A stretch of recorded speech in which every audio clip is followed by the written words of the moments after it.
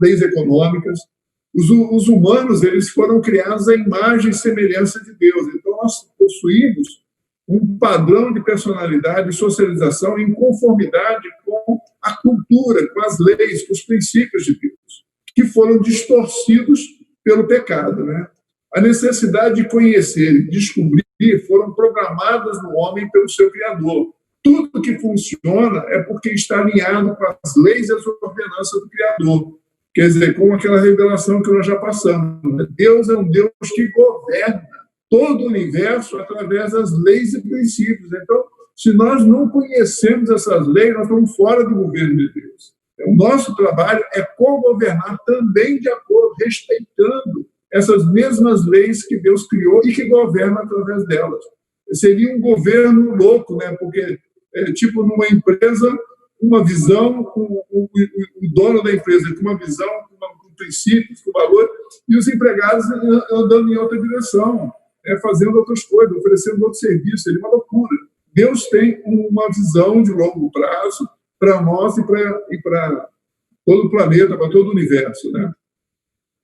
E o trabalho do diabo foi oferecer um mundo de fantasia, uma Disney World, né? Eu não entendia muito por que muitos pastores falam Disney World é do diabo. É porque ali você, na realidade, você leva uma criança, né? Assim como a história da menina que é ensinada a esperar o príncipe encantado, que vem montado num cavalo branco, né? Ou os pais que criam os filhos, chamando eles de príncipe e princesa. É criado toda uma cultura como sendo sábia, né? Como sendo de Deus, como sendo do bem, que na realidade é do mal, porque esse mundo de fantasia leva a uma frustração, a uma decepção, né? Você tem uma expectativa de uma irrealidade em vez de ter a expectativa da realidade. Nós fomos criados para servir uns aos outros, para nos submetermos uns aos outros, para trabalhar, né? Então, assim, e o diabo ele criou toda uma cultura de fantasia que nós, como cristãos, na realidade, alimentamos, né? Educamos nossos filhos ou alimentamos nossas almas com falsas expectativas, né?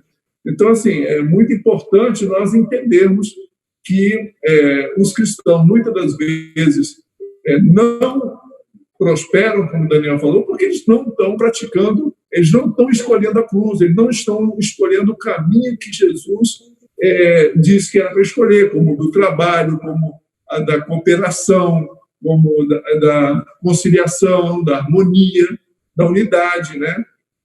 E aí eles escolhem o fracasso, né? Eles vêm a todas as reuniões dominicais, assistem às missas, dão o seu dinheiro, mas no dia a dia eles não vivem de acordo, eles não governam suas vidas de acordo com as leis e os princípios de Deus. Sabe, Sérgio, nessa parte do livro, do áudio do Denis, né, eu vou discordar um pouquinho dele. Né? Ele diz assim, que ele diz que os cientistas eles não entendem como as moléculas permanecem unidas, né? E isso eu vou discordar um pouquinho do Denis. Por quê? Porque os cientistas eles compreendem e eu vou te falar, eu não te digo que a grande maioria, mas muitos deles já chegam, né, à constatação de que existe Deus diante de toda essa natureza, diante de todo estudo, por mais tentativa de ser cético, né, que eles tentam ser, eles acreditam que Deus existe. Eu vou te provar isso, mas eu queria, antes disso, te compartilhar um testemunho, Sérgio. Uma vez, eu estava numa conferência e eu conheci um homem de Deus, e ele era cientista, né? Ele é cientista até hoje. E aí eu perguntei para ele justamente sobre essa questão. Eu falei, poxa, você é cientista, como é que é dentro da academia, né? Dentro dessa área científica, junto com os outros cientistas, como é que funciona isso? É todo mundo cético mesmo a gente vendo, olhando para o sol, poxa, vendo a maravilha, rios, lagos, o céu azul, e aí, né, o ser humano, né, a biologia. E ele disse assim, olha só, Daniel, na realidade, muitos dos cientistas, eles sabem que Deus existe, só que dentro da comunidade científica, você não pode falar assim de uma forma clara que Deus existe. Por quê? Porque há, né, financiadores do movimento, né? Há pessoas muito grandes por trás, muito maiores que os próprios cientistas, né? Os teóricos ali que ficam estudando, que eles não permitem que saiam, né, artigos científicos dizendo, constatando a existência de Deus e coisas do tipo, né? E aí ele dizendo, entre outras coisas, né? Eu acho que foi muito legal o papo que eu tive com ele, ele dizendo, poxa, as pessoas acham que a Bíblia é um conto de fadas, que não existiu. Outro dia eu fui lá para o Grand Canyon e, poxa, eu não lembro quantos mil metros de altura, sei lá, uns 3.000 metros de altura, 4.000 metros de altura, eu estava lá estudando um fóssil. E, poxa, você podia achar que era um fóssil de águia, de alguma águia, né? De algum pássaro. Ele falou, poxa, quando a gente foi ver lá, era um fóssil a 3.000 metros de altura de um peixe, né? E aí eu falei, poxa, mas isso daí deve ser tipo, sei lá, 65 milhões de anos antes de Cristo, enfim, a 65 milhões, ele não. A gente estudou e esse fóssil era recente, tinha como 6.000 anos atrás. E aí eu, poxa, mas ninguém fala disso? Ele falou, não pode, não se pode falar sobre isso. Se você fala, você é basicamente banido, né, do meio científico. E aí eu queria te falar algumas coisas, só para você entender que essa questão dos cientistas, muitos deles, quando você começa a ver a maravilha, né, não tem como você simplesmente dizer que é um Big Bang, né? Por exemplo, Isaac Newton, que foi o descobridor da lei da gravidade, ele falava assim, ó, a maravilhosa disposição, foi uma frase que ele deu e eu anotei aqui, a maravilhosa disposição e harmonia do universo só pode ter tido origem segundo um plano de um ser que tudo sabe e tudo pode. Isto fica sendo a minha última e mais elevada descoberta. Isaac Newton, grande cientista, descobridor, né, lá em 1642, 1700, um físico incrível. Darwin, que a gente estuda, inclusive, aqui na nossa escola de negócios, né, autor da teoria da evolução. Ele disse assim, nunca neguei a existência de Deus. Creio que a teoria da evolução é plenamente conciliável com a fé em Deus. A impossibilidade de provar e compreender que o grandioso e imenso universo, assim como o homem, tiveram origem por acaso, parece-me ser um argumento principal para a existência de Deus. Você vê, Darwin, o Edison, né, Thomas Edison, que, né, a iluminação. Tenho enorme respeito e a mais elevada admiração por todos os engenheiros, especialmente pelo maior deles, Deus. Então, a gente tem diversos outros cientistas que, no final da vida, depois de combater bastante com o seu próprio intelecto, eles chegam à conclusão, não tem como tudo isso ser construído do nada, né? Há leis, há princípios que regem isso tudo, porque há um Deus criando todo esse universo. Amém. Então, agora, o relacionamento, né, das leis e o mercado. E aí o Daniel também vai poder dar uma contribuiçãozinha, né? Deus ama o trabalho porque ele mesmo é um trabalhador eterno. Primeira coisa que nós já estudamos. O mercado, por que também que Deus ama o mercado? Porque é no mercado que nós obtemos a provisão para nós e para os outros, né? Comida, roupa e a possibilidade de lucro, porque se não houver lucro, né, você não vai sobrar para cuidar dos outros, não vai sobrar para gerar empregos. Então, o lucro faz parte do plano de Deus, ou seja, sobra, né? Em algumas organizações você não pode usar a palavra lucro, porque senão você perde os benefícios, você usa sobra, ou cooperativas, esse tipo de coisa. Mas não existe você gerar um negócio com déficit. Tem que ter sobra, ou seja, 0 a 0, você não vai gerar, não vai sobrar para você ajudar ninguém, ou para você crescer, ou para mesmo o seu prazer egoísta que seja. Então, lucro permite cuidar de outros, abrigar, assistência médica, educação, tudo isso se dá com a diferença entre receita e despesa. No mercado, vemos a interdependência entre as leis espirituais e materiais. Isso em outras áreas é mais difícil, mas no mercado, por exemplo, a matemática demonstra a lei da oferta e da procura. Talvez Daniel possa fazer até alguma demonstração sobre isso, ou falar sobre isso. A economia, né, como nós já falamos aqui exaustivamente, ela é afetada pelas perspectivas e dinâmicas espirituais, tais como medo, ação sobe, desce, né? Ganância. Estamos vivendo essa realidade agora. Honestidade, desonestidade, motivação. Então, a economia ela sofreu, não foi assim, essa queda abrupta que houve nas ações, não foi um mês de paralisação, né? Foram os medos que foram criados, as expectativas, as incertezas de quando tudo vai voltar ao normal. Isso é o que está assim, afetando a economia, né? Mais do que propriamente o tempo parado das máquinas em si, né? Então, a estabilidade econômica e a força de trabalho estão relacionadas à visão espiritual de estabilidade e motivação no casamento.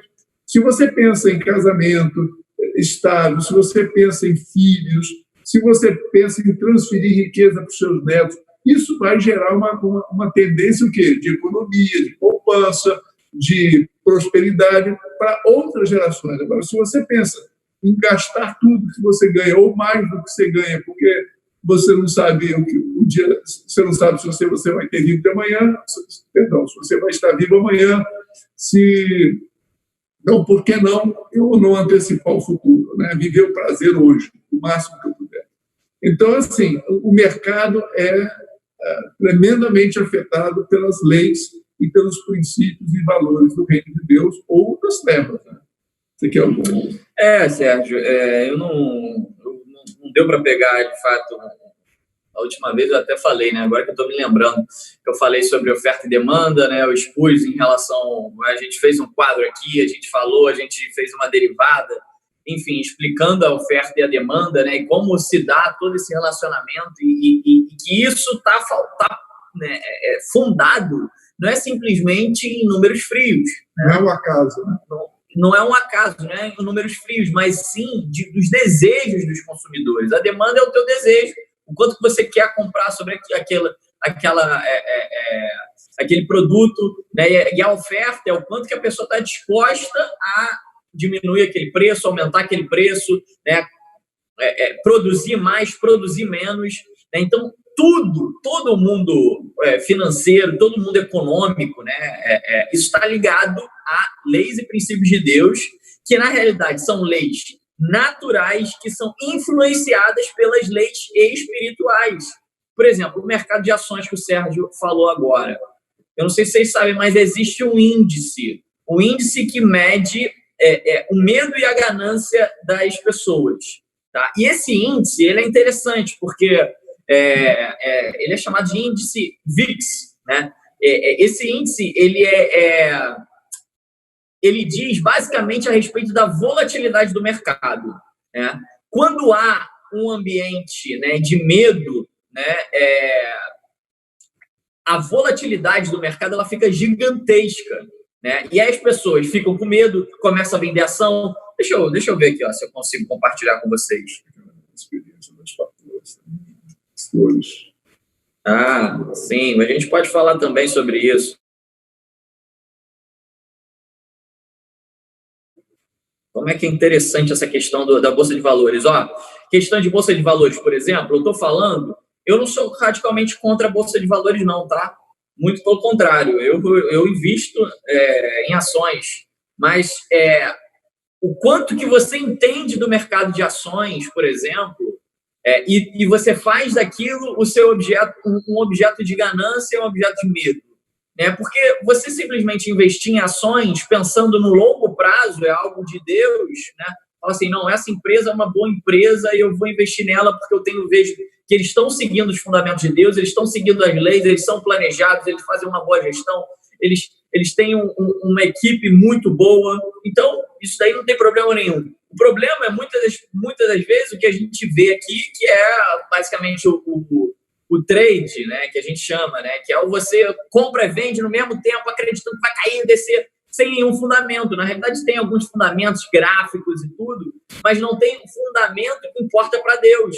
Então, dentro do mercado, né, mercado financeiro, nós, economistas, a gente geralmente diz que quem gosta dessas coisas de comprar e vender rápido é o famoso sardinha, Sérgio. O que é o sardinha? Sardinha é aquele cara que é ganancioso, que quer ficar rápido, que quer enriquecer rapidamente, ele compra para vender e tudo, e ele, geralmente, no final das contas, esse cara não vai ficar rico, porque ele lida com ambição, com medo ali, ele não consegue, né? Então, qual é o objetivo? É você acreditar em empresas de longo prazo que aplicam as leis e os princípios de Deus, né? Mas olha só, vocês estão vendo já o meu, não? Não, né? Eu tenho que parar aqui, eu acho. Não. Sou eu que tinha que... vocês estão compartilhando a minha tela, sim. Ué. Vamos lá. Tô não, Daniel, ainda tô vendo as leis e o mercado. Então tá, então vamos ver se vai agora aqui. Obrigado, João.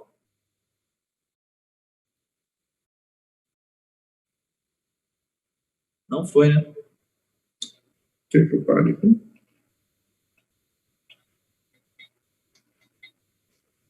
Não foi. Aqui, vai, tenta você. Ah, tá aparecendo aí. Tá aparecendo. Então, agora isso daí, ó. Isso aqui, esse gráfico, ele mostra bem como é que é essa questão. Tá? Por quê? Porque você vê aí um gráfico do valor da empresa. Você vê que o valor da empresa, ele tá flat, né? Ele tá uniforme, basicamente. Né? Esse é o valor, é quanto a empresa realmente vale, por exemplo. Né? Só que o preço no mercado de ações, ele nem sempre representa o valor. Né? É o que o Sérgio falou, o mercado de ações ele representa a expectativa. Então, se o cara está vendo, poxa, não, essa empresa ela não ganha isso tudo, mas tem uma informação ali que eu vou soltar no mercado e o preço dessa ação vai disparar. Né? Então, por mais que essa empresa não vale aquilo, o pessoal começa a comprar, né, louco por conta de uma informação falsa ou de alguma situação. E aí o preço sobe. E aí depois você vai começando a ver, não, a empresa não é tudo aquilo. E aí todo mundo fica com medo. E aí começa a vender. O que acontece? Oferta e demanda. Quando você tem muita oferta e pouca demanda, o preço vai lá para baixo. Né? Ou seja, você vê que o preço do mercado de ações nem sempre ele vai bater ali o valor, né? E a gente já falou sobre isso aqui, o valor efetivo da empresa. Né?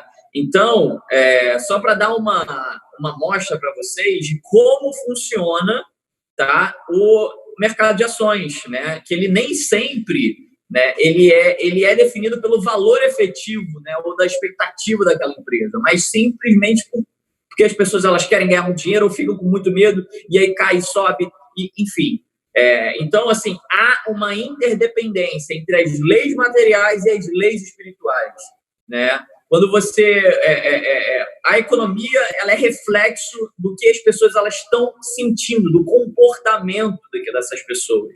O que eu ia falar do que você queria falar? Das flores, exemplo das flores, né? Sim.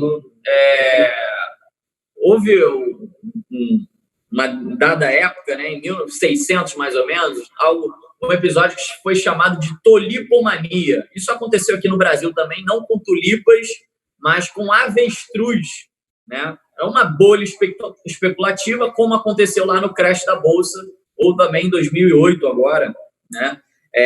Com os ativos de subprime. Mas o que aconteceu lá em 1600, lá na Holanda? As pessoas começaram a dar um valor muito excessivo por tulipas, né? E aí, o que aconteceu? O preço da tulipa foi começando a aumentar. E as pessoas foram comprando, como se aquilo fosse um grande ativo, né? E as pessoas elas começaram a comprar as tulipas, as tulipas que não estavam nem sendo plantadas ainda. Não tinha nem plantação de tulipas, o pessoal já comprava as tulipas no futuro. É uma prática de mercado que hoje em dia ainda se pratica. Então, as pessoas foram começando a pagar preços exorbitantes, tipo R$2.000 para um ramo de tulipa. Isso aconteceu de fato lá em 1700, lá na Holanda. E o pessoal foi comprando. Do nada, os valores das tulipas eram R$10.000 uma tulipa e não tinha nem tulipa ainda para entregar para essas pessoas. Né? Por que tudo isso? E aqui aconteceu também a mesma coisa com os avestruz. Por quê? Por conta disso. Uma pessoa fala, quer enriquecer rápido, aí não, compra aquilo ali porque aquilo é muito bom, é a coisa do futuro. E aí as pessoas vão comprando, vira uma grande bolha especulativa. Qual foi o resultado? No final das contas, todo mundo perdeu dinheiro, porque 10 mil reais não existe, né, uma coisa desse sentido, né, e as pessoas investiram, só uma pessoa ganhou dinheiro, basicamente, né, algumas poucas pessoas ganharam dinheiro, vendendo tudo isso, vendendo essa expectativa, né, essa ilusão, e acabou que, né, todo mundo ficou sem dinheiro, quebrou e tudo, por conta dessa ambição, por conta desses desejos, né, do coração, né, com o desejo da alma, e que isso move muitas vezes a economia. Só para retratar aqui essa interdependência, gente, entre as leis espirituais e as leis materiais.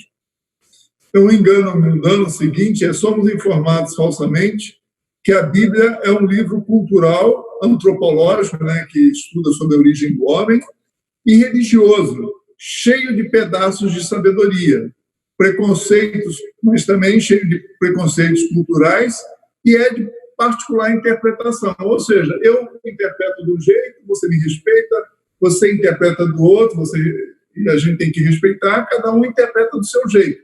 Isso é o que o mundo fala, e nas igrejas também nós falamos, muitas das vezes falamos dessa forma, né? A verdade é que temos que olhar para o mercado através dos olhos espirituais, das lentes que Deus olha, né? E não através dos olhos da nossa fé natural. A Bíblia é o manual do fabricante e é cheia de sabedoria e de entendimento do Criador sobre o seu universo criado, né? Então, para compreender, né, Deixa eu tirar aqui um pouquinho que está me atrapalhando aqui.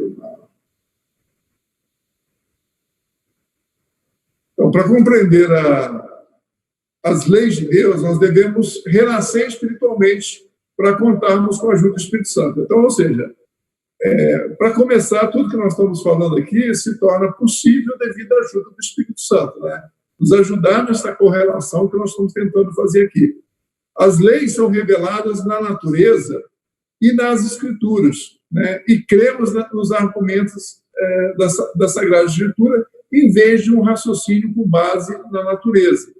Aqui nós estamos vendo, então, uma coisa que nós vamos tratar um pouquinho, né? O pressuposicionalismo versus evidencialismo, né? E o quanto isso afeta, né, a nossa crença, né? Ou seja, o cristão ele deve ser nós pressupomos que a palavra de Deus é verdade, nós pressupomos que Deus existe, nós não ficamos procurando, né? Às vezes alguém fala, uma vez minha esposa falou, eu gostaria muito de ver a Arca de Noé que descobriram não sei aonde, está lá no monte e tal. Eu, na hora, devido talvez à minha confusão mental, né, porque cada um de nós tem uma fraqueza, eu falei, eu não gostaria de ver. Por quê? É como se eu estivesse indo lá para certificar a minha crença. Ou seja, foi uma linha de raciocínio que eu adotei, mas não tem nada disso. Eu gostaria de ver porque eu gostaria de ver, né? E só isso. Mas, então, ou seja, o evidencialista, ele fica procurando, né? Eu não estou falando que ela é assim, mas eu estou falando que, normalmente, muitas pessoas cristãos, eles são evidencialistas, eles ficam procurando na natureza evidências para demonstrar, né, que o que Deus está falando é verdade, né? E aí a gente perde muito tempo e perde, inclusive, a nossa fé é afetada. Não existe fé nesse mundo. Se tem uma evidência, eu não preciso de fé para crer, né? E sem fé é impossível agradar a Deus. Então, leis ou princípios, se obedecidos, trazem paz e bênção. Se descumprido, trazem discórdia, confusão e fracasso. Isso a gente pode comprovar no mercado muito mais fácil, por exemplo, do que se nós temos uma vida cristã de só domingo vir à igreja e assistir os cultos. Talvez chegar atrasado, ou chegar na hora, mas, ou seja, a gente não são assistindo reuniões que você tem a oportunidade de praticar os princípios e valores de Deus, né? Então, é possível, né, a gente separar o governo da igreja do governo do Estado, como nós já falamos, mas não o Estado, não assim, o governo da religião, porque um governo ele é governado através de leis e princípios, e todas as leis e princípios são fundamentadas em valores, em princípios, né? Toda lei social é religiosa. A questão é de que religião nós estamos formulando essa lei.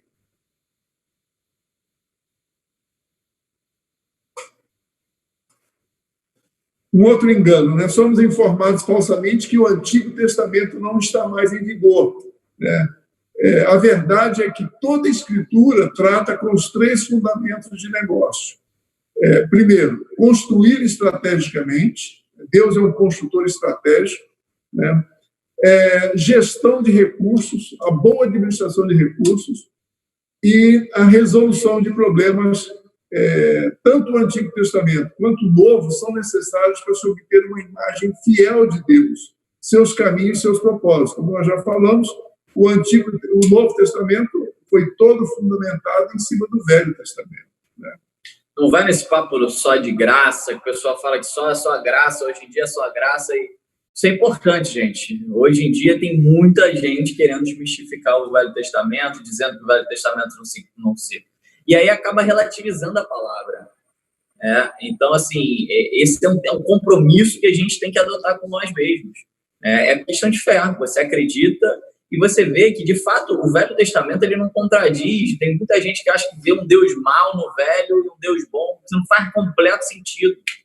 Você vai ver uma relação completa entre os dois, mas você precisa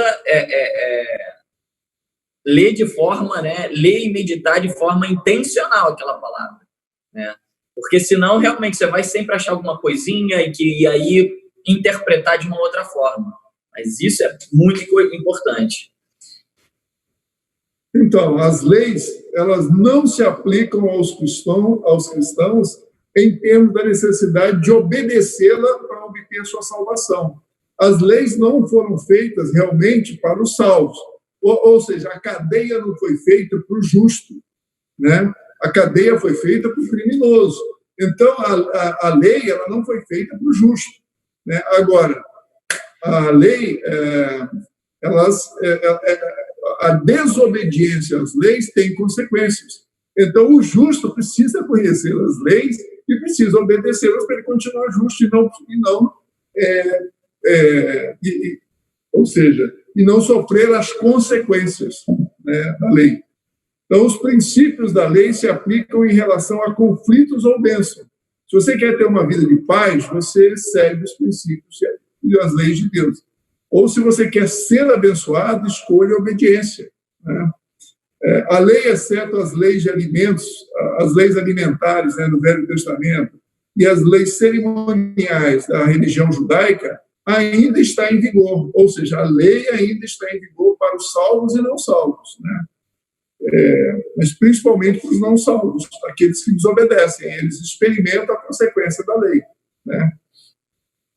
A igreja do Novo Testamento, nos primeiros séculos, foi construída sobre o Antigo Testamento. Segundo Timóteo 3,16, é muito claro, quando ele fala, né? Toda escritura é divinamente inspirada e proveitosa para ensinar, para redarguir, para corrigir e para instruir em justiça. Ora, essa afirmação só ficou conhecida 400 anos depois da crucificação e da ressurreição de Cristo. Então, quando ele estava se referindo que toda escritura é divinamente inspirada e é proveitosa para ensinar, para redarguir, para corrigir, para instruir, ele estava se referindo ao Velho Testamento, né? Agora, por que nós excluímos as leis alimentares ou cerimoniais da religião judaica? Porque foram relativas a experiências do povo judaico que não foram a nossa experiência. O povo judaico não faz a ceia dominical que nós fazemos para relembrar o sacrifício de Jesus, porque eles não creem em Jesus. Agora, como nós cremos em Jesus, então nós fazemos essa cerimônia dominical. É um exemplo, né? O povo judaico, naquela época, eles viviam, imagina, o povo judaico no deserto, e eles comendo lá os porcos lá, sem chover, sem nada, sem nenhuma higiene. Você imagina? Não tinha como, de fato, o cara comer, porque, poxa, aquela circunstância deles era muito diferente, né? Então, Por isso que a gente tem que entender essa questão. Agora, a gente precisa também, gente, entender esse... Poxa, o que eu ia falar? Me perdi. Hoje, então, o Antigo Testamento estabelece profeticamente a vinda e o ministério de Cristo, né? A Andréia, que gosta muito de Isaías, ela nos ajuda sempre na igreja do lar, dando testemunhos disso, né? As escrituras falando sobre Jesus, como nós identificamos que Jesus era o Cristo, né? Pela forma que foi descrito 400 anos ele via o mundo, né? Pela forma dele vir, pela forma dele ser, pela forma dele morrer, tudo isso estava escrito, né? Ele não ia morrer afogado, ele ia morrer numa cruz, no madeiro, tudo isso foi profetizado muito tempo antes no Velho Testamento. Então, o Antigo Testamento estabelece profeticamente a vinda e ministério de Jesus, estabelece as leis sociais de Deus para toda a humanidade com um grande detalhe, né? Números, Deuteronômio, basta ler que você vai encontrar a riqueza ali. Eu não consegui, antigo cristão, eu passava batido por números, detestava números levíticos. Hoje eu já vejo ali tesouro, né? Então, as sociedades são abençoadas ou amaldiçoadas em relação a como elas obedecem às leis, consciente ou inconscientemente, né? Porque se você segue um princípio, né? Como já demos vários exemplos aqui de países que seguem, ou pessoas que seguem princípios sem saber que são de Deus, são prósperos, e cristãos que, por desconhecimento, não seguem e acabam tendo bastante dificuldade, principalmente nas questões materiais, né? Então, a noção do Antigo Testamento morto e inútil é a heresia marcionista. Mas Marcião, né, ele viveu em 110, 160, depois da crucificação de Cristo. Ele era filho de um bispo, ele criou essa heresia, né, de que não podia, o Deus do Velho Testamento, como o Daniel falou, era incompatível com o do Novo Testamento, mas ele foi excluído do concílio, né? Ele foi excluído como cristão e foi considerado, toda a teoria dele, heresia, né? Só que até hoje ela está viva, né? Então, as leis sociais de negócios e econômicas são encontradas no Antigo Testamento. Por isso, Jesus não tinha que repetir todas elas no Novo Testamento. Já estavam escritas lá, mas ele eventualmente fazia referência e tornou algumas coisas, como questões de pudor, de ética, muito mais rigoroso, né? Porque antigamente adulterar era o ato. Hoje, adulterar é você olhar para uma mulher que não é sua como um desejo de possuí-la. Então, as leis, o padrão de Jesus é um padrão muito mais elevado até do que o rigor do Antigo Testamento. E fica para a gente como um grande presente, né, Sérgio, essas leis. Porque, assim, as leis, elas foram criadas, você disse que as leis, elas foram criadas não para os cristãos, né? E aí, por que isso? Porque você pensa, hoje a gente tem alguém que nos dirige, que é o Espírito Santo. Eles, naquela época, né, no Velho Testamento, eles não tinham o Espírito Santo para governar, o Espírito Santo não era livre, né? O Espírito Santo só foi liberado com Jesus Cristo, né? Então, a questão da lei era muito importante, porque você tem que seguir isso, era de que você era a certeza que você estava seguindo a Cristo, a Deus, né? Então, você tem que fazer exatamente como diz a lei. Hoje em dia, o Espírito Santo ele nos fala o quanto que a gente está errado. Não precisa ter uma lei clara para a gente saber, não, estou errando aqui. Por quê? Porque o Espírito Santo ele fala com a gente. Mas mesmo assim, né, no Velho Testamento a gente aprende já diversas coisas de forma muito, muito aprofundadas em relação a tudo, basicamente, né? O teu negócio, poxa, quando você for ler a tua palavra, não deixa para trás o Velho Testamento. Eu tenho lido o Velho Testamento, o Senhor tem falado muito comigo através, né, de mercado de trabalho relacionado ao Velho Testamento, né? Por quê? Porque no Velho Testamento há conceitos, revelações incríveis.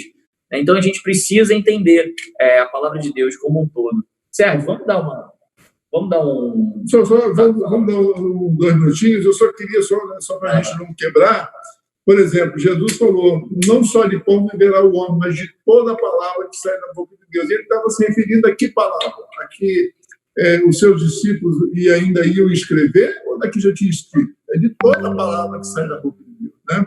E se as escrituras forem inspiradas, por exemplo, quem escreveu isso? Não oprimirás um assalariado pobre necessitado, seja ele um dos seus irmãos ou um estrangeiro que mora em tua terra, em tua cidade. Pagar-lhe-ás o salário a cada dia, antes que o sol se ponha, porque ele é pobre e disso depende a sua vida. Quem falou isso foi Jesus? Não. Isso está escrito em Deuteronômio 24, capítulo 24, versículo 14. Né? Mas é óbvio que todas as parábolas de Jesus, toda a vida de Jesus confirma esse tipo de essa lei. Não existe uma lei que está no Velho Testamento. Então ela deixou de valer? Amém? Então vamos para o nosso intervalo. Bem, no nosso intervalo, gente, você que queira ir, se quiser, vai no banheiro, pega uma água, toma um café. Mas eu queria também ouvir um testemunho da Cris. A Cris ela tem um testemunho que queria compartilhar conosco, né? Então, Cris, se você puder, compartilha com a gente. A gente foi tão edificado hoje através do seu testemunho. Tenho certeza que vai edificar bastante a vida dos irmãos aqui. Claro, irmãos, uma bênção. Eu já escrevi lá no grupo, mas eu realmente fiquei muito impactada. Quando eu comecei a escola de negócios, eu estava com um processo na justiça contra um ex-sócio, um processo que me causou muita insônia, muito desgaste emocional. E, inclusive, em fevereiro, quando eu tive a última audiência, eu tive um derrame no pericárdio, de tão nervosa que foi e tensa essa audiência, uma pessoa muito, enfim. E eu citei como exemplo isso no exercício, no módulo 1. E quando nós fizemos esse exercício, o João orou. Logo depois do exercício, o João falou, não, vamos orar para que Deus resolva, lembra disso, João? A sua situação. E passou. E aí, quando o Sérgio e o Daniel me convidaram para ser coordenadora da nova turma da Escola de Negócios, que estava começando, eu fiquei pensando, aí decidi aceitei, foi uma bênção. E 2 dias depois, o advogado dele ligou para a minha advogada pedindo um acordo. Então, eu estou muito grata. Essa semana que passou, homologamos e acabou esse processo com o que eu havia proposto lá no início, que era o justo. E nosso Deus é maravilhoso, né? Então, ele fez a justiça. Muito obrigada. Queria compartilhar isso com todos vocês. Uhul! Deus é lindo. Amém. Muito legal, muito legal. Glória a Deus. Então, pessoal, né, mais um minutinho para você tomar sua água.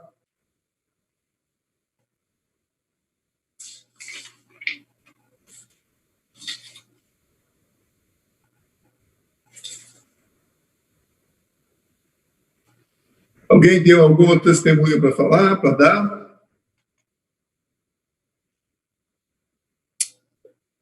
Eu queria compartilhar, então, rapidinho. A gente está falando aqui sobre princípios e leis de Deus e o quanto que a gente está tendo de dificuldade, de luta, de confusão na nossa vida, pode ser uma consequência de que a gente não está andando nos princípios de Deus. Né? Pode ser Deus colocando esse problema, essa dificuldade para você crescer, ou melhor, utilizando também, né, como consequência das suas ações, uma dificuldade para você crescer, mas pode ser também você está infringindo algum dos princípios, alguma lei, né, e isso pode estar trazendo confusão para a sua vida. Né? É o que, assim, a gente vê, né, e eu queria pedir para o João colocar um vídeo, né, porque a gente vê hoje bastante, né, muita gente, um papo muito em volta de movimentos coletivos, né? Então a gente vê a parada gay, a gente vê o racismo, a gente vê o feminismo, né? E a gente vê que muitos desses movimentos eles trazem uma desculpa, né, relacionada ao sistema para um vitimismo que isso não é da vontade de Deus, tá? Independente se, poxa, como o próprio Dente falou, né? O racismo é algo abominável, né? Mas você também não pode colocar simplesmente no sistema uma impossibilidade de você crescer, né? De você se desenvolver, de você... Então, eu queria que o João Paulo pudesse passar um vídeo rapidamente para a gente entender isso, né? Porque o próprio Denis, ele cita, e eu queria deixar isso bem claro. Isso foi um depoimento do Denzel Washington. Ele falou há pouco tempo, foi agora em junho, final de junho, um pouco sobre essa questão. Coloca aí, por favor. Tá. Eu já estou autorizado a fazer aqui. Peraí, vamos lá. Vê se compartilhou aí, pessoal. Compartilhou? Tá sim, tá compartilhando. Vê se sai o áudio aí. Não. Vê se tem que aumentar o teu vídeo aí. Não, ele tá no máximo. Tá. Porque ele só compartilha a tela, Daniel. Deixa eu ver se tem como compartilhar o sistema todo. Peraí. Tem sim. Coloca aí.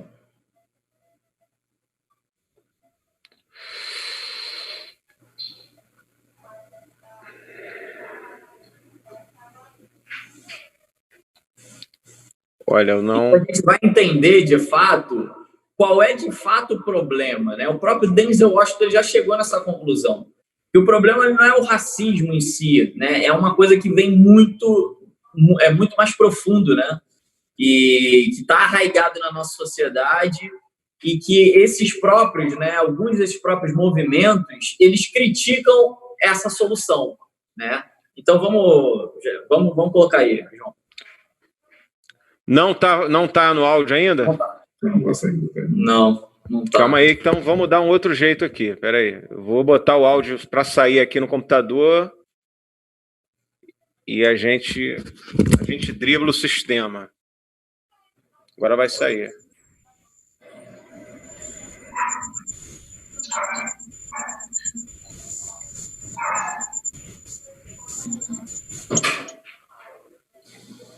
Só um segundo, pessoal. Quem sabe faz ao vivo, hein? Tenha fé, João, tenha fé. Total. Vamos ver se agora vai. Peraí. Não foi não. Calma aí, pessoal. Calma aí que vai. João, quando você coloca para compartilhar, tem um botãozinho que tem falando pedindo para habilitar o som do computador, para você compartilhar a tela com a habilitação do som do computador. Deixa eu ver aqui. Achei. Isso. Cara, essa aqui, ela tá no meu grupo, né, gente? Ela tá no meu grupo. Agora vai. Foi? I read where you talked about your people from Mount Vernon saying that they've done like 40 years. Something I read where you talked about your people from Mount Vernon saying that, like they've done like 40 years in the penitentiary together. So, and, incarceration rates in America has been a problem, especially as opposed to minorities.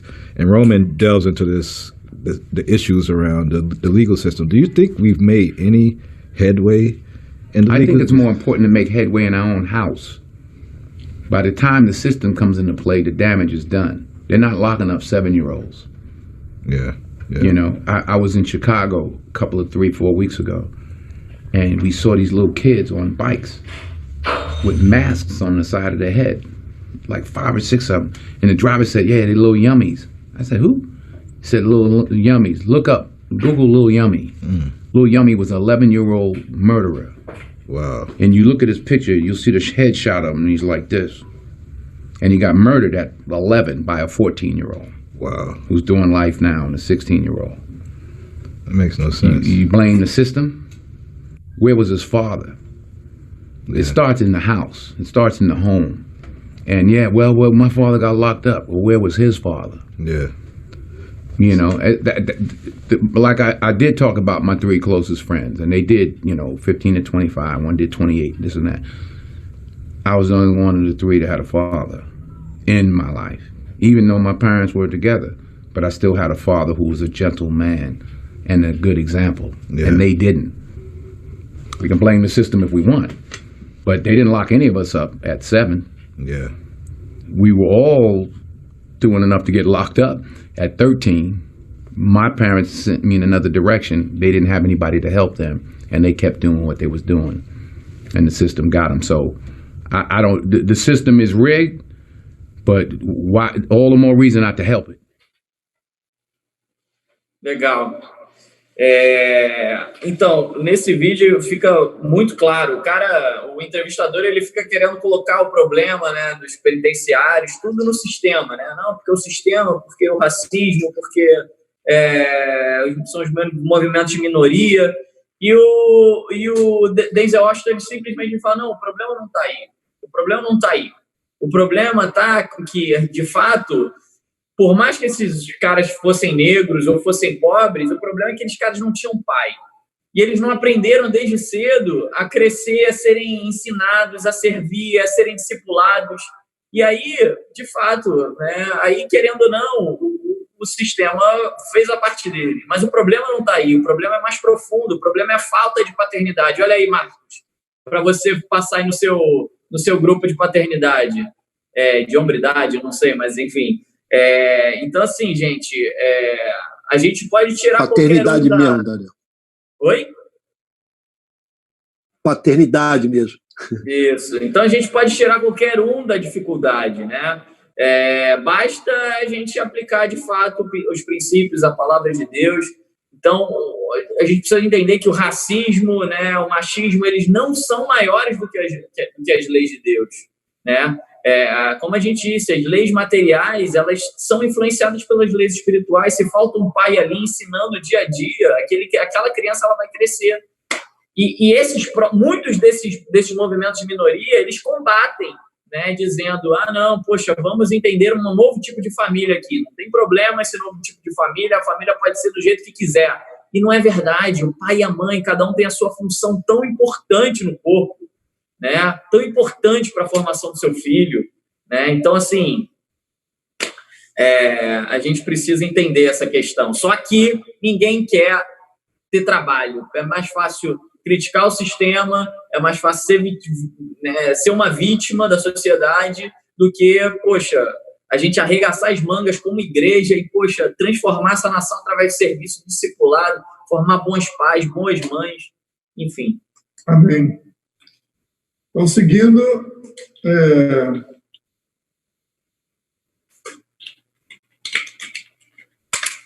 as leis não se aplicam aos cristãos em termos da necessidade de obedecê-la para obter a sua salvação. Os princípios da lei se aplicam isso aqui já vimos. Engano mundano. Somos informados falsamente de que a religião é frequentemente uma parte importante da cultura, mas muito destrutiva se fora das 4 paredes da igreja, né? A verdade é que o nosso ministério de mercado é parte de um ecossistema social e decisões requerem pensamento holístico, né? Que é dado por Deus. Uma fé ativa, pessoal, baseada em princípios judaicos cristãos, pode começar no lar, como o Daniel acabou de falar, ou numa instituição religiosa, mas deve ser integrada em toda a vida, se quisermos experimentar o sucesso em nossa vida pessoal, empresarial ou nacional. E essas ideias são pressuposições, sejam verdadeiras ou falsas. Né? Agora, por que nós precisamos estar estudando essas coisas que você pode estar se perguntando? Será que eu, para agradar a Deus, para ter uma vida santa, eu preciso conhecer essas coisas, né? Então, eu vi, né, como é citado no curso, 1 Crônicas 12:32, né, quando Davi estava ali encurralado por Saul, e foram se juntando das tribos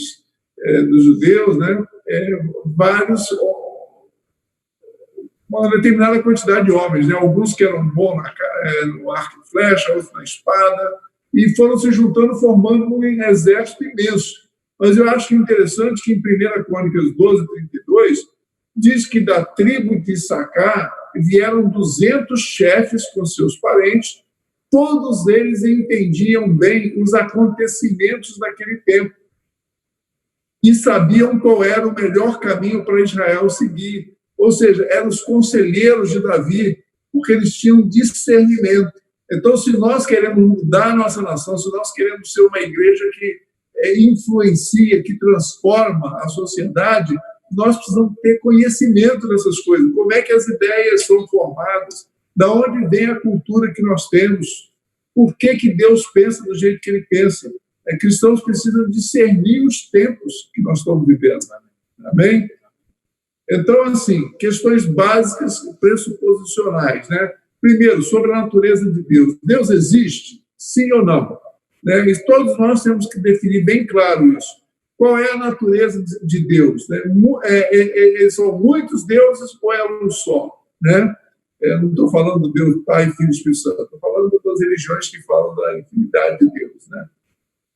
Ele é presente e envolvido, né, com o nosso dia a dia ou é distante do nosso dia a dia?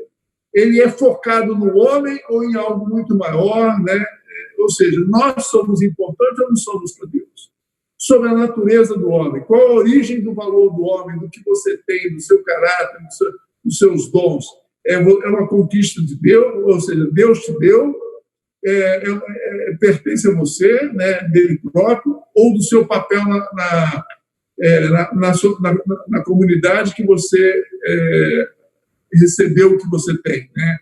Como nós acabamos de ver o debate aí. Qual é a natureza do homem natural? Ele é bom ou ele é um homem caído, pecaminoso? Se você conquistar o coração de alguém, você pode criar um caminho para o Espírito Santo trabalhar. Você não é o Salvador, você não é aquele que vai dar, mas você pode conquistar o coração. Esse é um dos papéis da escola, né? Quais são os componentes do homem? O homem é formado espírito, mente e corpo. São pressuposições.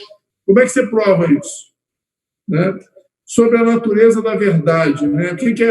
O que é epistemologia, né, que Denis fala toda hora?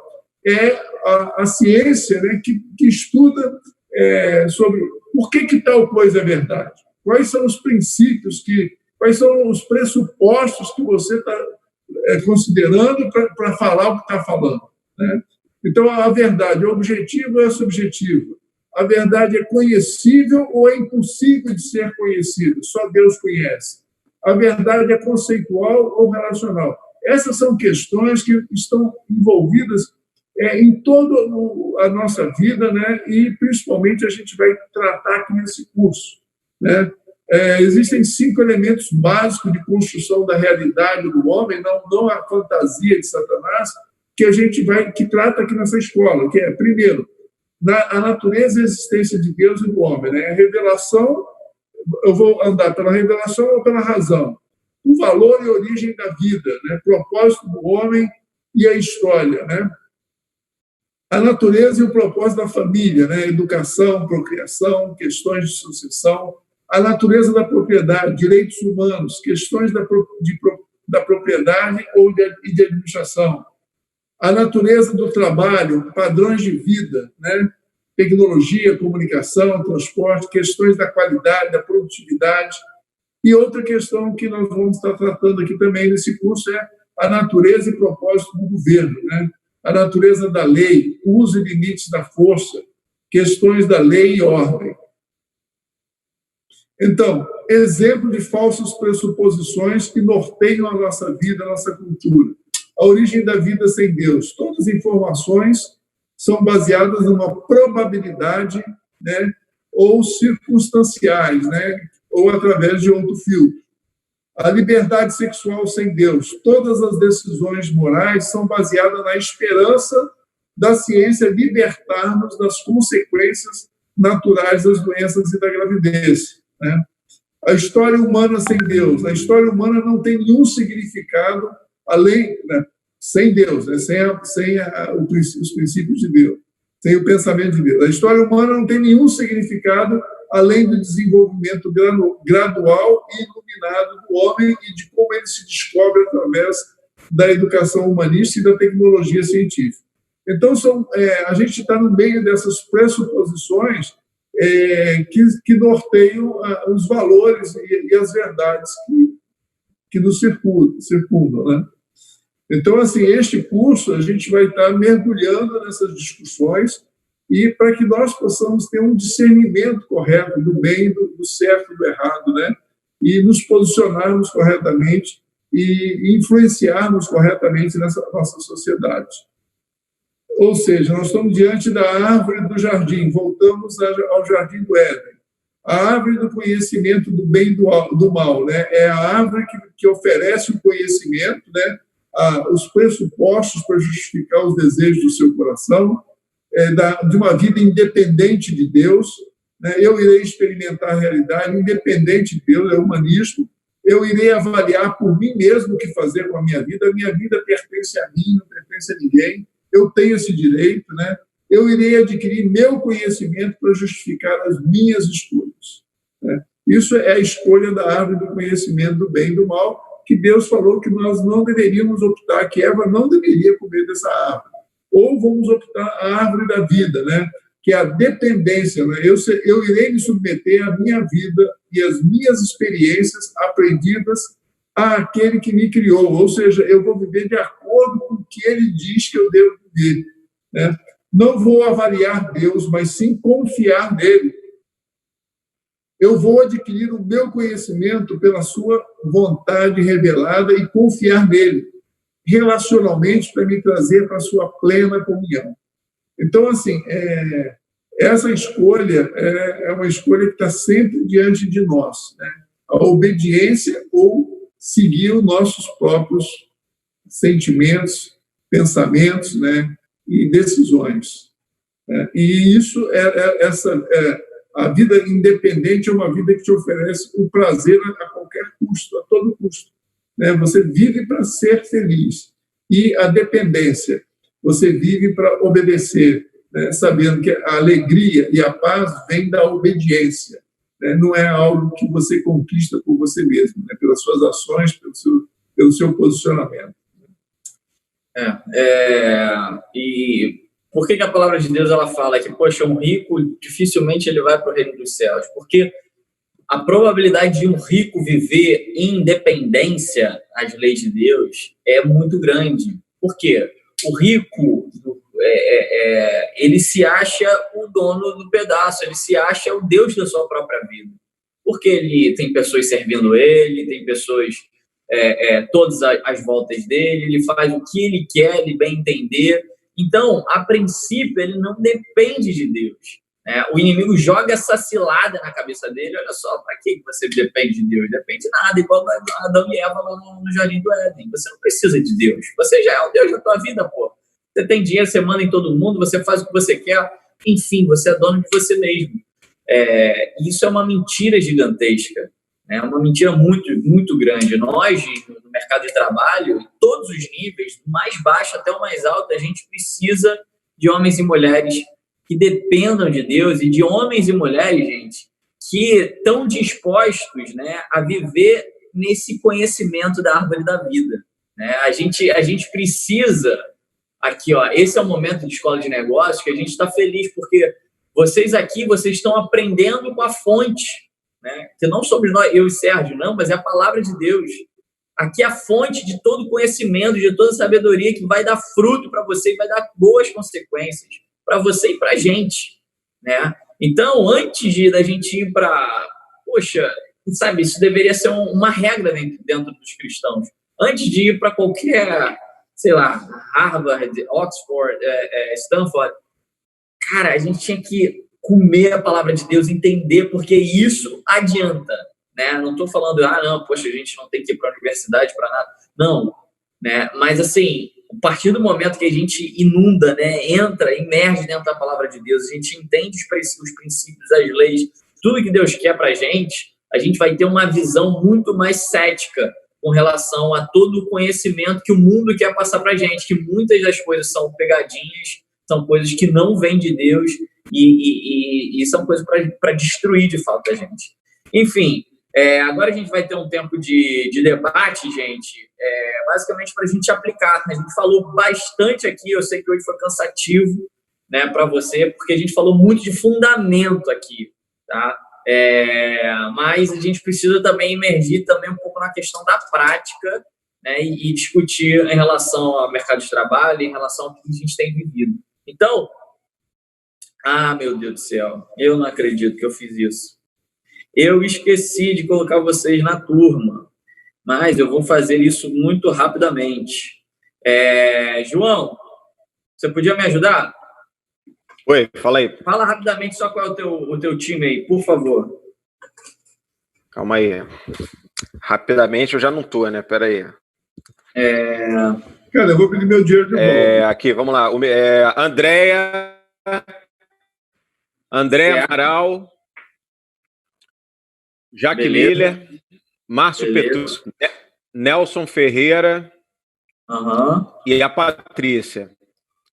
Só? Esses são os que estão aí. Eu não sei se a Simone chegou. Gisela, então me confirma aí. Tem a Carol que não... Tá. Carol não tá. Oi? Carol não tá. Simone não vi. Não tá. E nem o Cláudio. Beleza, vamos lá. Gisela, Ariane, Bárbara... Ângelo...